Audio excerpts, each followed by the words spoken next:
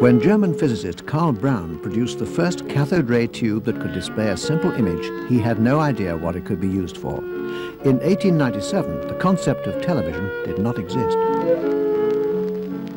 John Logie Baird's first television demonstration was still more than 30 years away, and even then no one foresaw the cultural phenomenon that TV was to become. This is direct television from the studios at Alexander Palace. And now you're going to see and hear someone you know well. A mighty maze of mystic magic rays is all about us in the blue.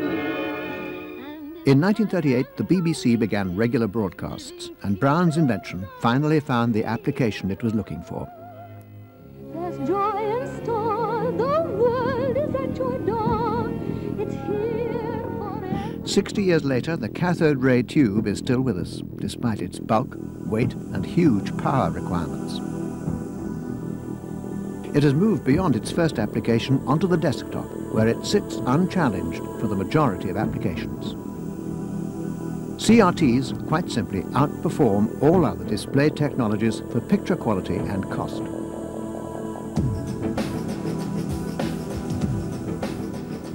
But early in the new millennium, the convergence of audiovisual media and computing will require new ways of displaying information. We will want dynamic, high and low information content displays everywhere. They will need to be cheap to mass produce, have high resolution, be flexible and formable, and use very little power.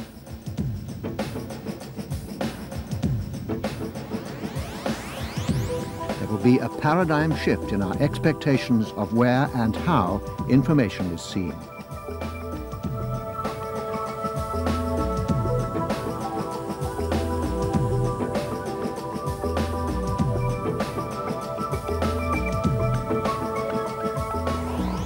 No current technology will be able to meet the demands of the radical products and services that people will begin to expect.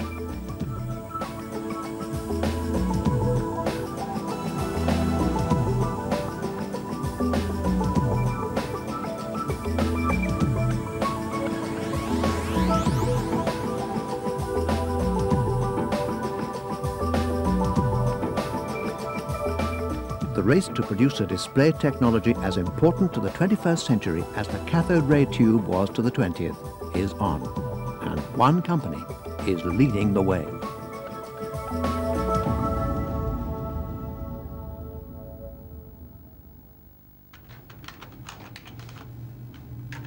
My main business these days is as private investment capital for startup companies in telecommunications, internet-type companies, and high-technology businesses.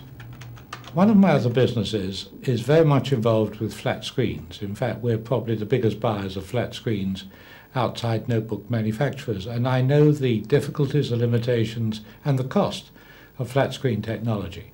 And when I saw CDT and realized the advantages it could give, I realized that this had enormous potential. It is literally a $1 trillion market. And I immediately wanted to become involved. Personally, I have a real vested interest in this besides the financial one, which is I've been carrying around a laptop, and most people think a laptop is pretty light, but I'm a small person, and I get backaches from carrying this thing. What I would love something that was genuinely small and light and high resolution.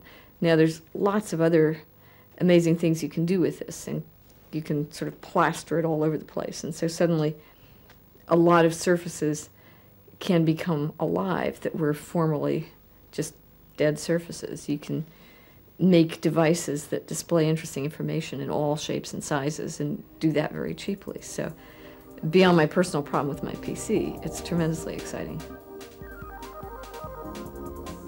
Based in Cambridge, England, CDT is pioneering a revolutionary display and information processing technology based around a new class of materials, light-emitting polymers, or LEPs.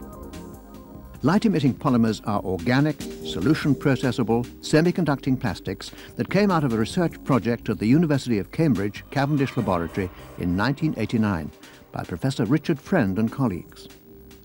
Well, this all started in a basic research project that I had been running in the university, where we were looking to see how we could marry semiconductor science with biology, how we could use carbon-based materials as active semiconductors, how we could, if you like, bridge from photosynthesis to the silicon photocell. Somewhere in the middle, there's some very interesting science. So in order to make that happen in the laboratory, we had to develop some technologies. And once we had the technologies, we discovered that we had useful effects. So literally one day we discovered we had a device which glowed in the dark. In addition to their light-emitting properties, LEPs are true semiconductors. Low cost, easy to manufacture plastic electronics could soon replace silicon in many applications. What we have is the dawn of a new paradigm for semiconductors, where in future, rather than hewing them out of single crystals of silicon, we will paint them on or print them on whatever substrate we like from polymer, as polymer solutions. Now, we've started out with the light-emitting diodes because that makes very good sense, because that's where the first markets must be. And we're working as fast as we can to debug that technology and get it to market. But on the back of that, we know already, in fact from work in the university, that we can make a whole range of other devices, for example transistors and efficient photodiodes, and we can foresee a whole generation of products where the method of manufacture will be to print. So we may think of a sheet of transistors that may provide the logic for a smart card or a barcode reader that doesn't need direct line of sight communication, where the printing will be no more expensive than the glossy photograph on the Sunday colour supplement, which is cheap enough that you throw it away on Monday morning. Focusing initially on polymer light-emitting diode applications, CDT's world-class research facility, founded in 1992, is driving the technology forward towards commercial viability, producing the full color spectrum at high efficiency and extending lifetimes. CDT is now recognized as a center of excellence for LEP technology. Their expertise has attracted several joint development and licensing partnerships which are bringing the first LEP products to market. We've built a whole business strategy that centers around working with other world-class companies who have complementary technologies that can bring this technology to market. So if we look at the people we're working with, it's people like Philips, Seiko, Epson and DuPont, and they're all working more or less in different and complementary areas, and they all have different complementary techniques and technologies which they're bringing to bear onto our core of expertise. Philips Research was already active in conducting polymers right from beginning of the 80s. So we were early on aware of the invention made by Professor Richard Friend and his group. And so we got also in contact with them and established a collaboration in order to see whether this was not only exciting new technology, but could become a stable and reliable technology which people could use. If we think about Philips, then they were the first licensee of our technology, and they are concentrating on bringing product into early markets first, things like backlights, small dot matrix displays.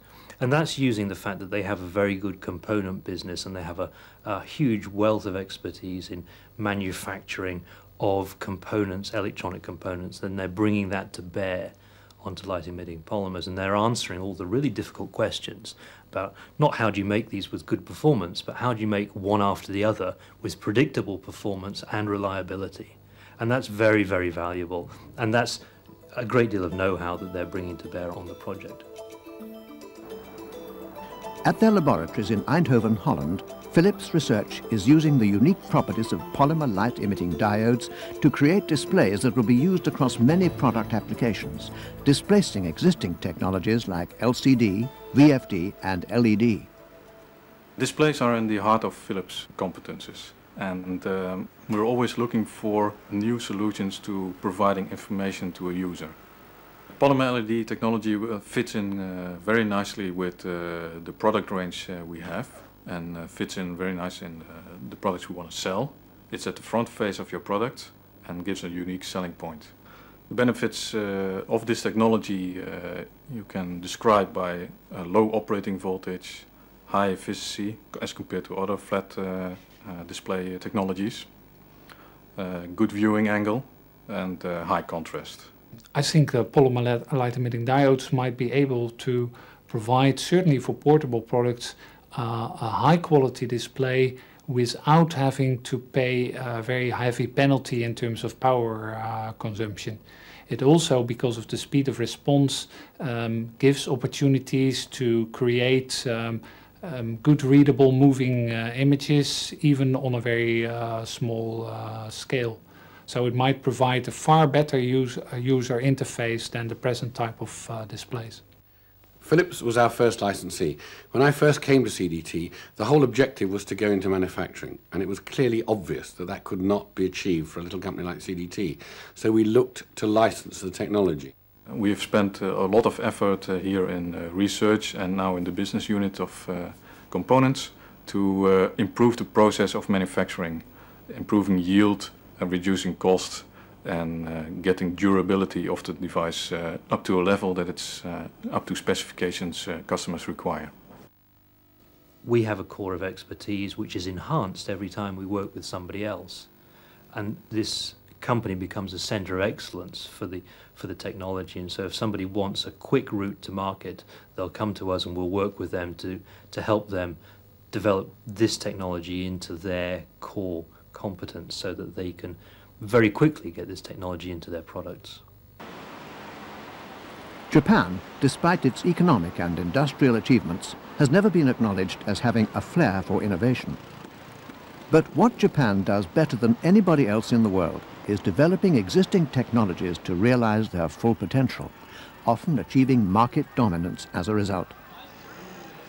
To realize LEP's potential as a full-color, high-information content display, CDT needs partners who can use their breadth of experience in complementary areas such as TFT, LCD displays and printing. Seiko Epson are world leaders in both areas and were a natural choice for a joint development partner. At Seiko Epson's Base Technology Research Center in Japan, Dr. Tatsuya Shimoda and his team are working closely with CDT to bring full-color LEP displays to maturity. Our department, Base Technology Research Center, its main purpose is to create a new technology for the 21st century of the Seiko Epson Corporation.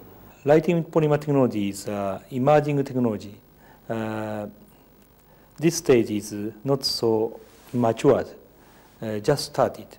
So there is many things to do the research work. And we have to create a breakthrough technology one by one. CT can understand such a situation perfectly. So we are very happy.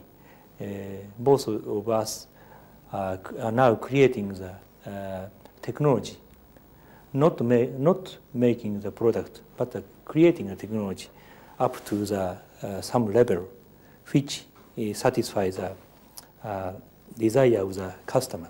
Seiko Epson, who we made an announcement in February of 1998 about a first video screen made on light-emitting polymers, have really accelerated the progress of this technology towards high-information content displays. Originally, people thought that wouldn't happen well into the next millennium, but because they have complementary technology in inkjet printing and in low-temperature polysilicon, they have, together with us in a project, been able to bring these three complementary technologies together very quickly and actually made the first prototype display within 6 months of the project starting.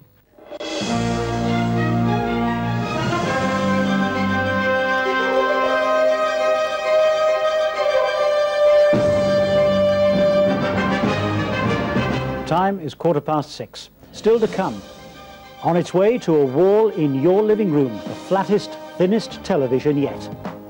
It's television as you've never seen it before. These pictures are coming to you. With Seiko, we negotiated a joint development deal whereby the result of the activities that we produce together is jointly owned by the two companies. And for a little company like CDT, that's a major achievement.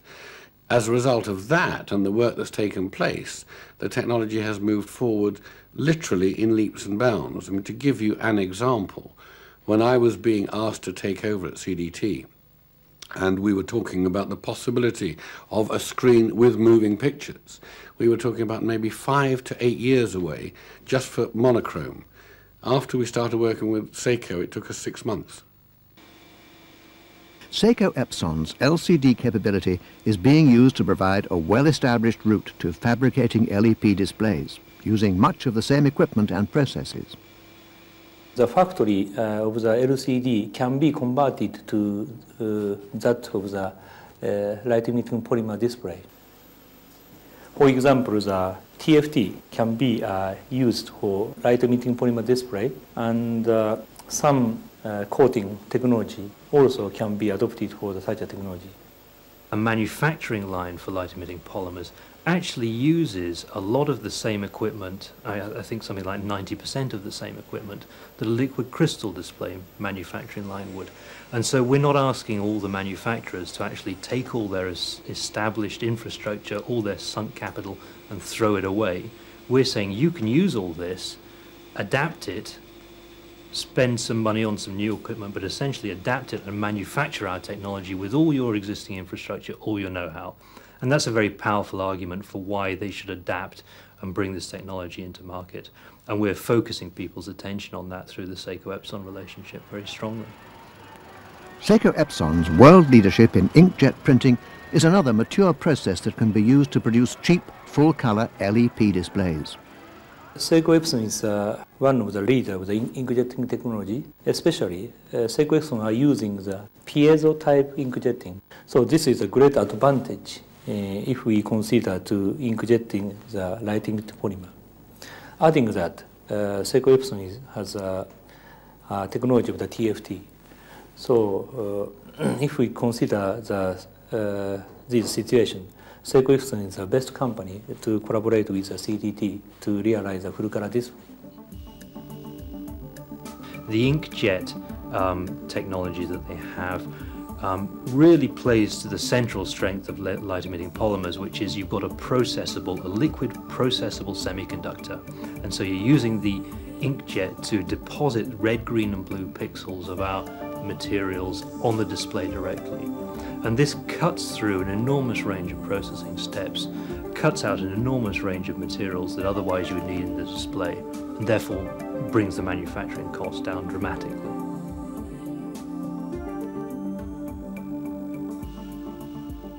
LEP's potential for ultra-thin, flexible, formable displays is a feature no other display technology can offer. To develop a flexible plastic substrate for such displays, CDT turned to DuPont in the United States. DuPont have decades of experience in materials science, and the products of their research have been truly revolutionary.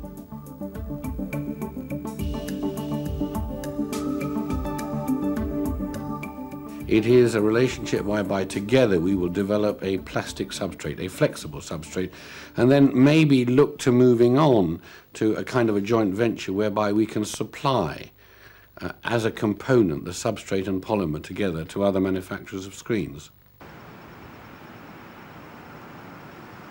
At DuPont's research facility in Delaware, Dr. Bob Dorothy heads a project to develop the materials and processes that will allow LEP devices to be produced on a continuous roll-to-roll process, similar to that used in the newspaper printing industry. The flat panel display area is a targeted area for growth in DuPont. We're supplying materials for many different types of display applications, and polymer lighting mini diode technology will be a key part of our plans for growth in the display area. Electronic newspaper. Well, with CDT, one of the main focus areas is on developing substrates that have very, very high barrier properties to water and oxygen, similar to that of glass. And one of the substrates we've developed is shown here, as you can see, very transparent and very, very high barrier to water and oxygen. DuPont is actually, when people realize the full significance of what we're doing there, is actually probably going to be a very, very significant relationship for this technology. Because what we're doing there is using DuPont's expertise in barrier films, in flexible films which have encapsulation, which are impervious to oxygen and to water. So they're essentially like glass. And that means that we can deposit the light-emitting polymers in innovative ways. We can do roll-to-roll coating, so you can do very large area coating very quickly, which drives down cost. But it also means that you can make displays which will be formable, because they will be on a plastic substrate. They can be shaped, they can be curved, they can be bent around the form of the product they're going into. And that is something which no other technology allows. And so the significance of that is that that will be an area where the technology, rather than trying to replace existing technologies, will actually be creating new markets. And that's very significant for any new technology. One can actually envision a roll-to-roll processing for polymer light-emitting diode displays, which would become very cost-effective in the future. A roll of polymer film on one end to sheets of sealed polymer light-emitting diode modules on the other end, with each step being a viable process. And now we have our concept even for how to make this, and we think we can see our way clear.